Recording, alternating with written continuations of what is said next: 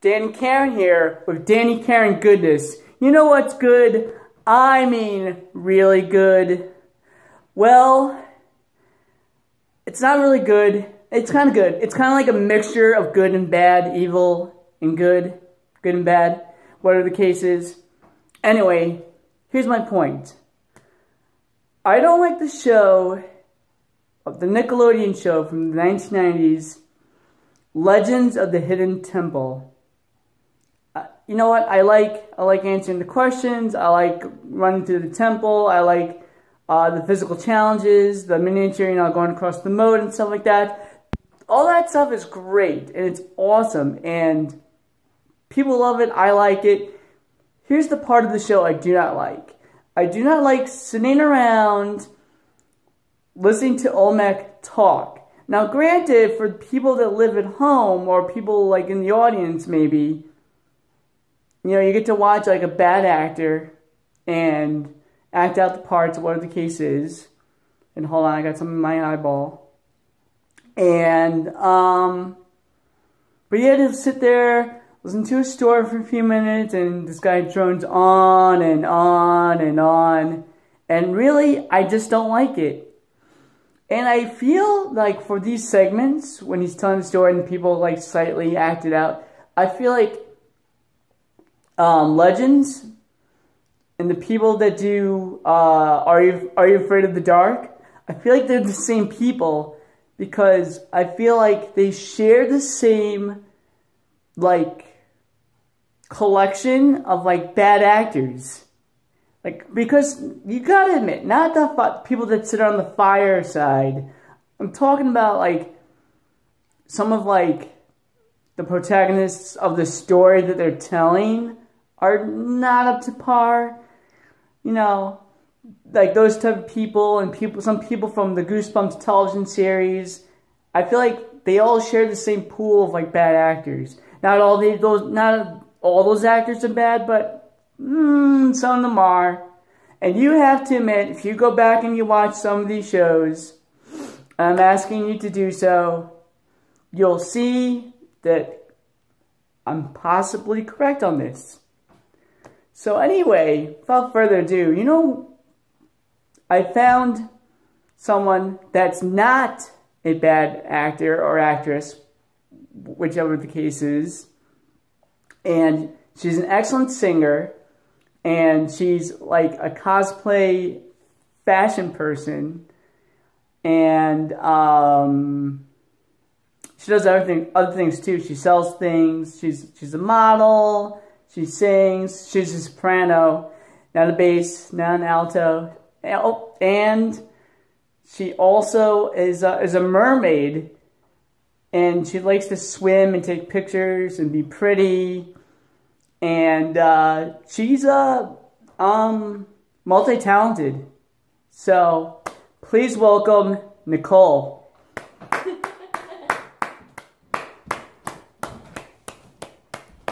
Thank you. Hello. Hi. How are you doing today? Good. Back up a little. The camera. We're gonna back up a little bit, just a little bit. Yeah. All right. Now we're good. We're good. In rehearsal, like, this was, like, spot on. Yeah. And I think I moved over a little too much. Or maybe you moved over a little too much. I think you moved over a little too much. I moved over. Guilty. Right here. So, tell us about your career. Tell us about, how did you get started? Like, what made you say, I want to be a singer? It was a handful of things. I grew up really loving music, from Disney movies to classical music. I really fell in love with opera through the episode of Hey Arnold, Hey Arnold, What's Opera? I gotta take a look at that one because it's pretty good. Really? Hey Arnold, what is it, like a full episode or is it like a 15-minute deal? No, I don't remember how Hey Arnold broke up their episodes, but I think it's a full one. It's where Arnold's class goes to see Carmen, and he falls asleep during the show and imagines this whole other thing of a mix of Pagliacci, Carmen, and Die Valkyrie with all his classmates. I slightly remember this. It's pretty good. Still one of my favorite episodes from that series. Wow. So then in junior high school, I transferred from Catholic school to public school. Wow. And I made a lot of new friends, and one of my best friends, who's still one of my best friends to this day, wanted to audition for the school musical but didn't want to do it alone. So she convinced me to do it, and the requirements were you sing 16 bars of a Broadway show tune, which means you sing a certain amount of notes. I didn't know what that meant at the time, so I just gave the accompanist the sheet music I had and just told her to stop when I hit the 16 bar mark. And the only Broadway show tune I knew at the time was Home from Beauty and the Beast. So I got up there and I sang, and apparently I sound a lot better than I thought I did, and I've been singing ever since. Wow. So the song's called Home? Mm-hmm. I don't remember that one. It's not from the movie, it's from the Broadway show. Oh, that explains why Yeah. I don't remember it. The only reason I knew it, I mean, I saw the show when I was like 4. Right. But I have a CD of like top Disney princess songs, and that was on it. Wow. You know, I saw a few show tunes, all Broadway musicals in my lifetime. And I saw like The Lion King, and I saw, well, I didn't see Mary Poppins, but I watched it on film. And Little Shop of Horrors, and Cats, and oh my god, Cats. Have you seen Cats? Not live, but I've seen a video of Cats on Broadway. Oh my god, if you see the commercials from Cats, and if you're digging it, you should totally watch it. And not just you, but like everyone out there in YouTube land should watch Cats. It's like, wow. It's like, how creepy and weird is this? Like, if you're into like creepy and weird, like Cats is totally like your thing. And Little Shop of Horrors, like the planet needs people. Well, not for the blood, but really there's a decent amount of dark, weird musicals out there. Oh gosh, like there's Sweeney Todd. Mm-hmm. Yeah, that never saw it, but I had to learn about it, and you know, like, oh my god, I want to see it really bad. Like Sweeney Todd looks really, really good. You know, you gotta have like a dark sense of humor when it comes to some of these musicals. And so you auditioned for this show. Mm-hmm. So you got in? I did, yes. What was the name of the show? It changed a couple times.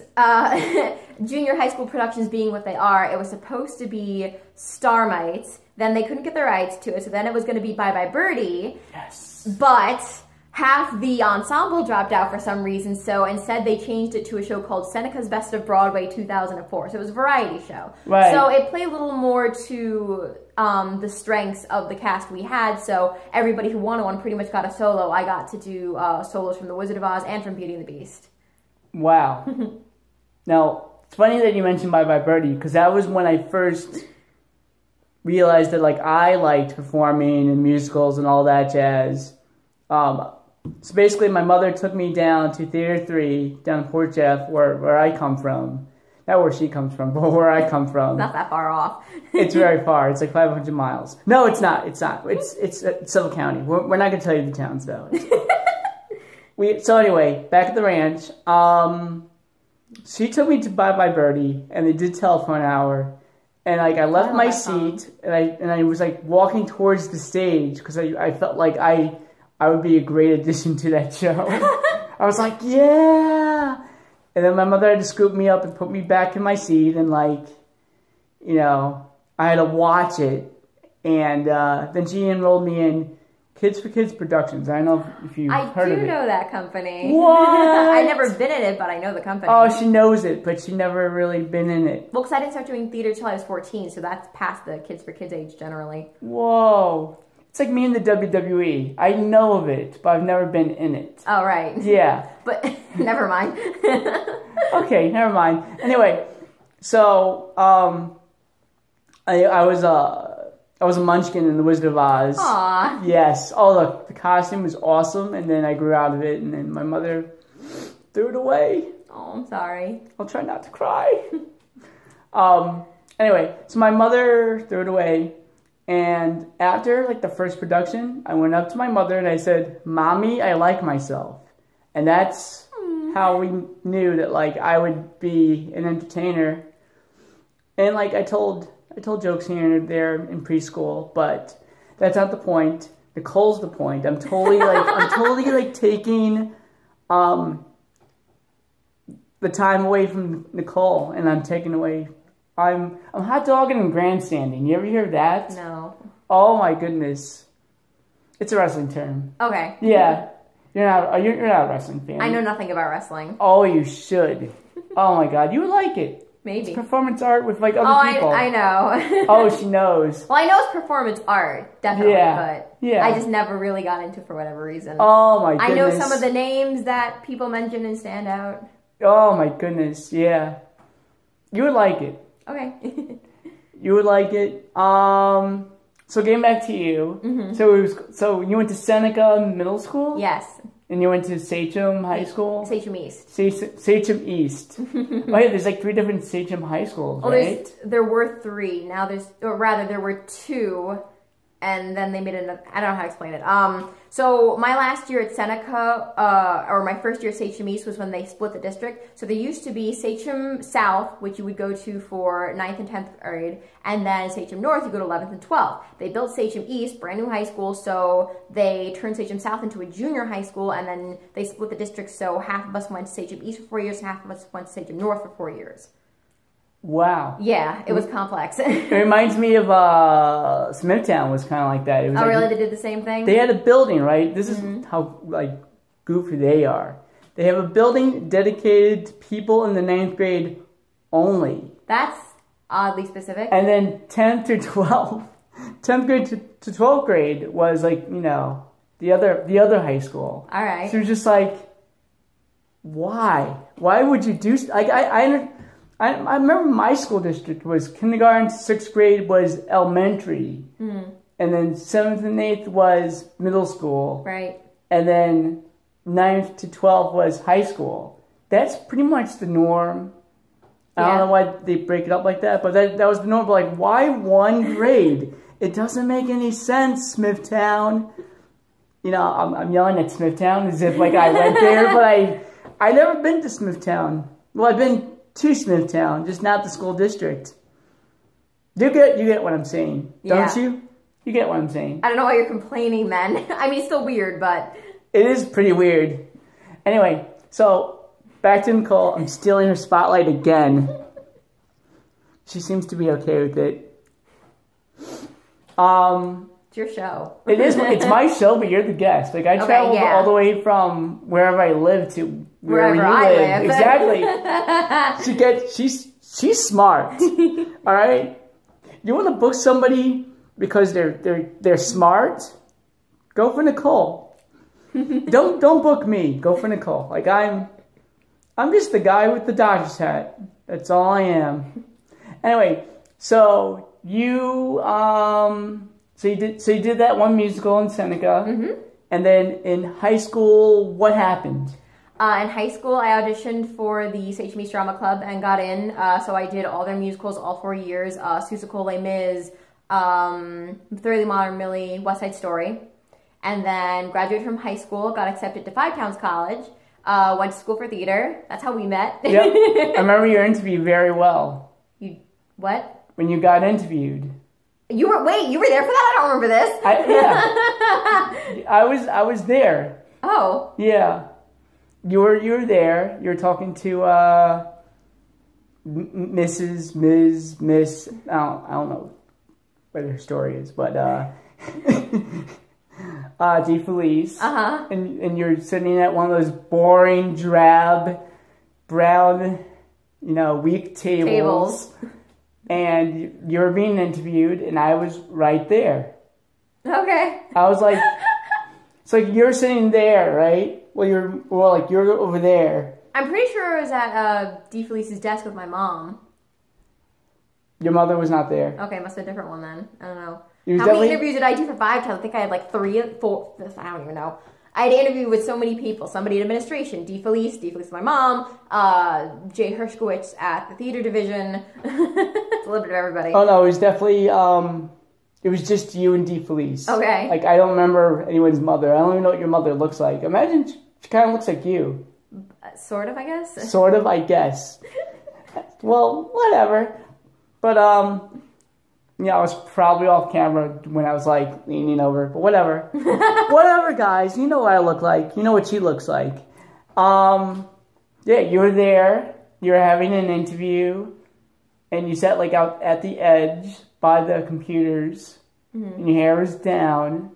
My hair was so long and straight like it is now back then. Yeah, yeah. And you had short sleeves on, and yeah, I was like getting ready to like go to my class or whatever the case was, and you were there. Okay. And you know, that was that. Like, I didn't introduce myself because you're in middle of an interview, so right. I didn't want to be that guy. Fair enough. So then I walked to my class, and then whatever. The rest is history. Yeah. So you were in Les Miserables. In high school, yes. Have you ever watched Les Miserables?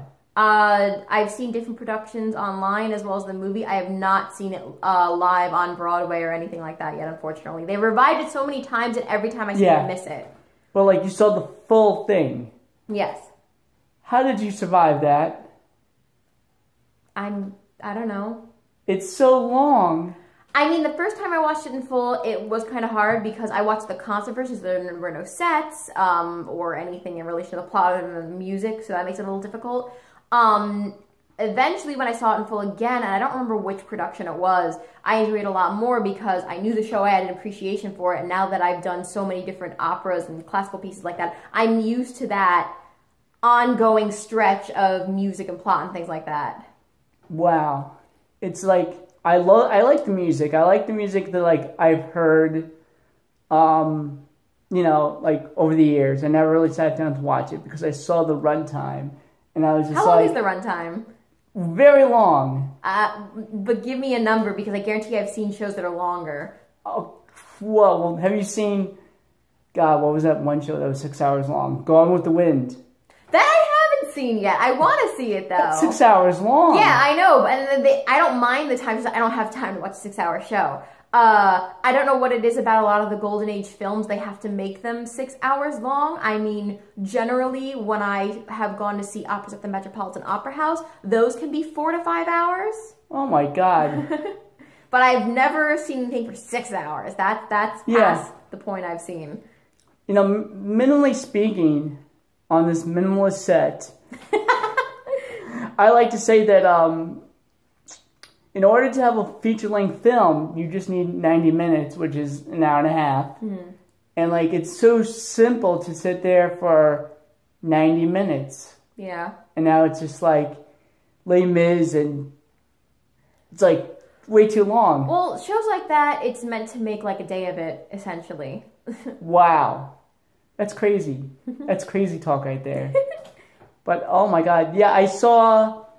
a bunch of teachers got together and they, like, I forgot what it's called. Maybe you can help me out. Where you don't sing it, but you kind of, like, mouth the words. A shadow cast? Not a shadow cast.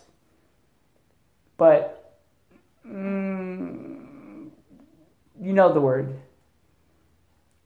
It's like you're pretending to sing it, but you're not. Miming? I have no idea what you're talking about, oh my actually. God. So they sing One Day More. And it was a bunch of teachers at the local, not our local, but like a local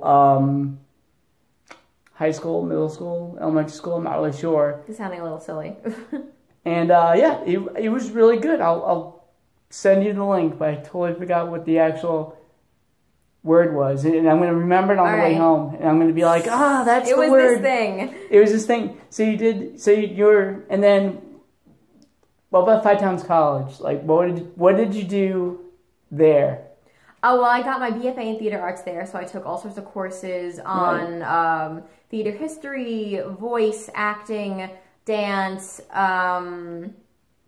technical theater such as costumes, sets, props, publicity, things like that. And I did a handful of shows there, not as many as I would have liked, to be perfectly honest. For whatever reason, my like sophomore, junior year, I couldn't seem to land a lot of parts. Maybe it had to do with all the teachers coming in and out with that whole mess at Five Towns my junior year. But I'm trying to think, if I'm sticking strictly to musicals, I did Willy Wonka and the Chocolate Factory, Oh my god, I did so many plays at Five Towns, come to think of it. Wow. I did Willy Wonka and the Chocolate Factory, and I did The Wizard of Oz. That was pretty much the only 2 musicals I did, come to think of it. Wow. Who were you in The Wizard Oh no, of Oz? and I did Spelling Bee. Who were you in Wizard of Oz? Glinda.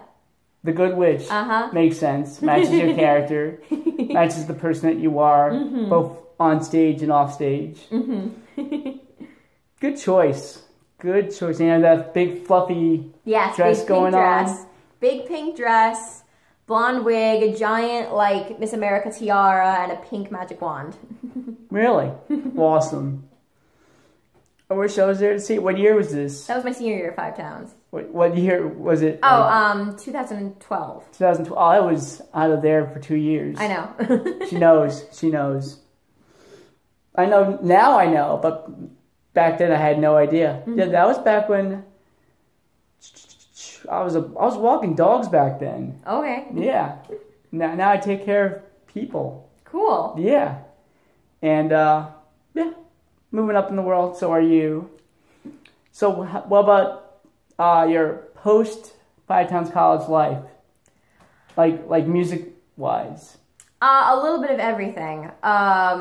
Post Five Towns at first was a little frustrating, like it is for any artist when you get out of school, where, you know, college isn't guaranteed that you're gonna, you know, get your landing role on Broadway or anything like that. So it was a little daunting at first because I would go into the city, audition for musicals and hear nothing, and I would try to audition for stuff on Long Island, but unfortunately Long Island doesn't have a lot of paid musical theater.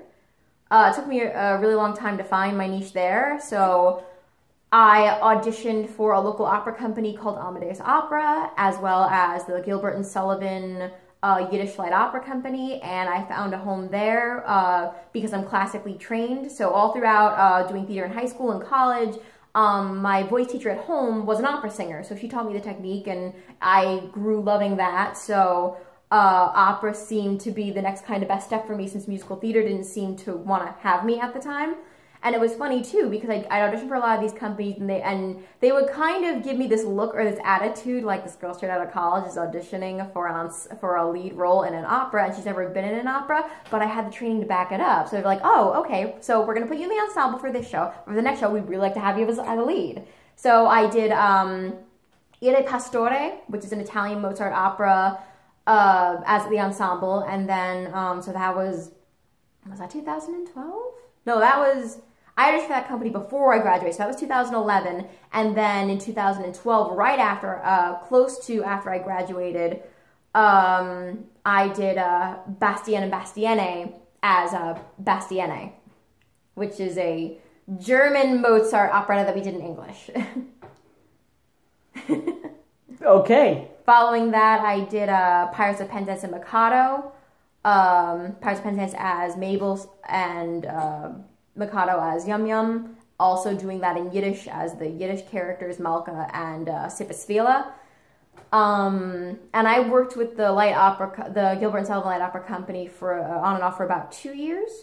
And then around that time was when a friend of mine, Elsie, started up the Macabre Fair, and I had this idea to do, much like what we were saying earlier, how there's a lot of operas and musicals that have very dark themes and very weird characters. So I had this idea to do a concert just of dark opera, because the Macabre Fair was a macabre fair. Macabre is a French word to mean dark and strange. So I wanted to do something that showed off that dark side of opera, and it worked out. And since then, I kind of found a nice little niche touring around doing conventions, whether they be horror, steampunk, comic books, pop culture, anime, sci-fi, whatever. I like to create concerts to fit those particular events. For horror, gothic, steampunk events, the dark side of opera usually works best. For anime conventions, obviously doing J-pop or J-rock, even a little bit of K-pop sometimes works for that. And for more pop culture comic book events, I will do something more maybe like Disney or just general geeky music. Right. Wow, the phone liked it too, because it just vibrated. Yeah, sorry. The phone liked that answer. Wow. So, have you ever tried the Gateway Playhouse? I auditioned for them twice. I unfortunately did not get in. Gateway Playhouse works a lot with Actors Equity, which is the theater union, which I unfortunately am not in yet. Right. So even though they have open auditions for both, they generally tend to stick with more union people. Right. Makes sense. Mm-hmm. So in recent years, in between the operatic or not operatic, in between the convention concerts I do, aside from everything else you mentioned earlier with cosplay and mermaiding, I also started working with Broad Hollow Theater. They have their main stage productions as well as a children's theater company, which is where I primarily work for during the year. And we do shows for kids and families of all ages at both the location in East Islip and in Elmont. Sometimes there's field trips, sometimes there's library shows, and it's been a lot of fun. Awesome. To get back into theater in that way. So you got any future plans as far as being a soprano is concerned? You mean upcoming shows or just a general like goals for the future? Goals for the future. That's hard to say. I was kind of asking myself the same thing earlier this week, where it's like, I can't just pick one thing, is what I pretty much found out about myself, where I like doing a little bit of everything. I like doing musical theater, I like doing opera, I like doing, you know, nerdy Disney J-pop concerts, stuff like that. So I just hope that in the near future I can grow and craft this little bubble of everything I do in a way that, you know, makes people happy and can also benefit me as a performer. Right. There are still a couple of shows operatically and musical theater-wise that I still have on my bucket list to do. I've still never done a full-length production of Beauty and the Beast. I've always wanted to do Little Mermaid. Someday, if either on Broadway, perchance, or if the rights become available, I'd love to do Phantom of the Opera. My four favorite operas still are La Bohème, Die Zauberflöte, I almost said Copalia, that's not it, The Tales of Hoffmann, and Carmen. So those are shows that I'd love to do, and they're relatively long shows, so they're not done super often on a community or regional level in New York. Usually the Met does all that. Wow. So you got a lot of plans going on. Yeah. That is so cool. And then with my Dark Side of Opera stuff, I'd love to eventually bring that up into like a full-scale band type situation.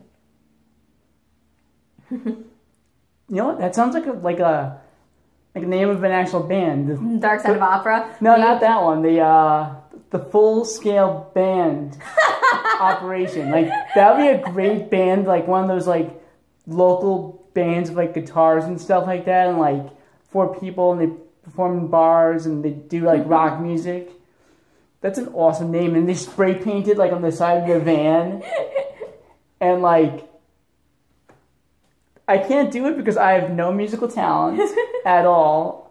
Well, I don't think that would be the name of a band for me, because like you said, that sounds like something that it's like a bunch of guitars and a lot of noise and screaming and stuff like that. That's not the type of band. I'm really into like symphonic heavy metal, which works as an opera singer.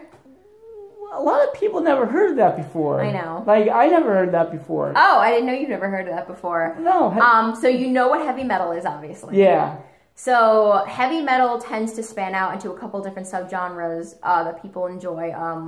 Starting out with maybe more like power metal, like Iron Maiden kind of stuff. Okay. So power metal's Iron Maiden. So then in the early 2000s, a band came out called Nightwish. They're from Finland, and they had that power metal sound, you know, dealing with themes of mythology and things like that. Okay. But their front person, their lead singer, was a famous Finland opera singer named Tarja Turunen. Mm-hmm. And it was just one of those things where everybody heard the album, they were like, this is so weird, but I really like it.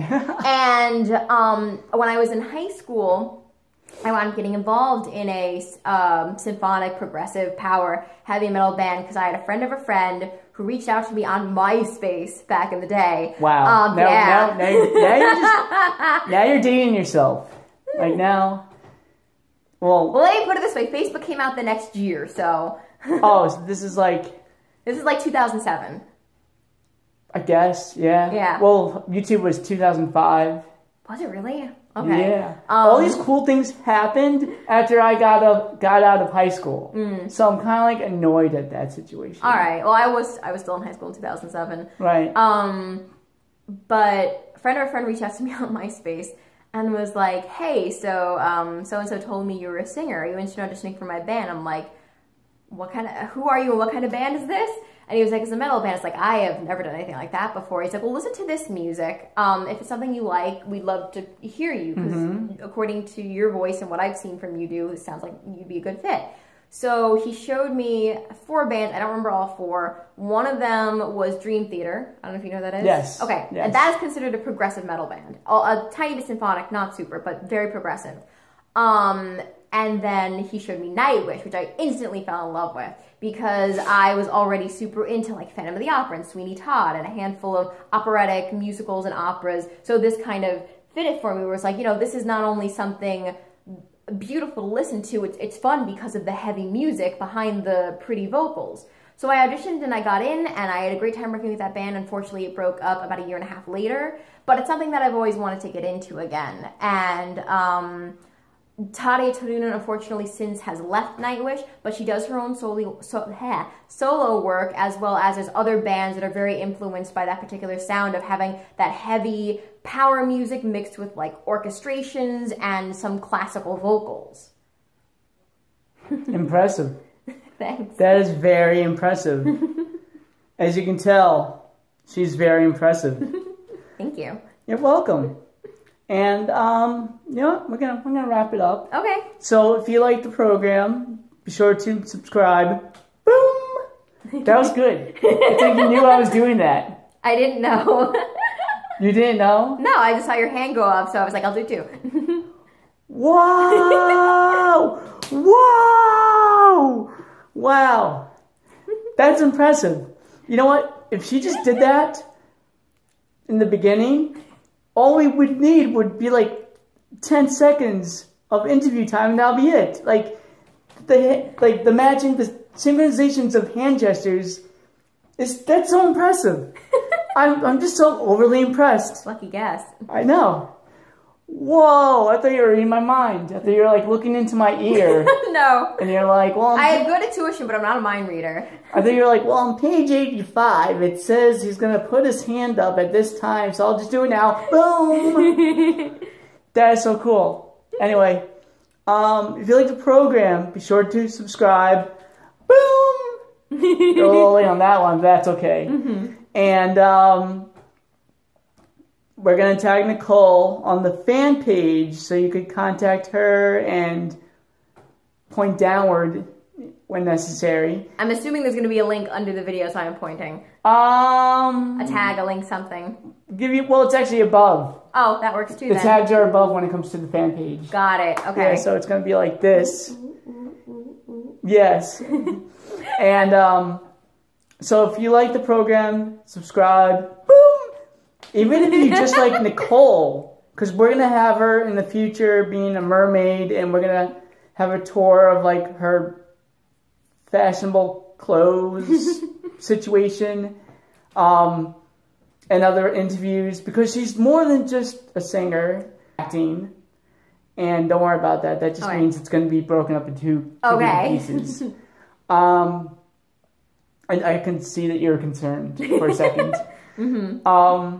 Yeah, so we're going to have her on the show. Hold on. I got a cough. All right, we're good. We're going to have her on the show more. So she's going to be a mermaid. She's going to talk about being a mermaid. She's going to do fashion stuff. She's going to be interviewed about being a fashion situation thing. I don't know the words. Anyway, and we're also going to talk to and hang out with a bunch of times Dennis Carter Jr., who is not with us. He's not here. He's over there. Anyway, he's not over there. He's not over there. Next town over. Next town over. Over there. Anyway. So if you like Nicole, subscribe. If you like Dennis Carter Jr., subscribe. If you like me, subscribe. Boom! Because we're going to have the two of them here a bunch of times because they're awesome. Boom! And that's that. See ya! Bye!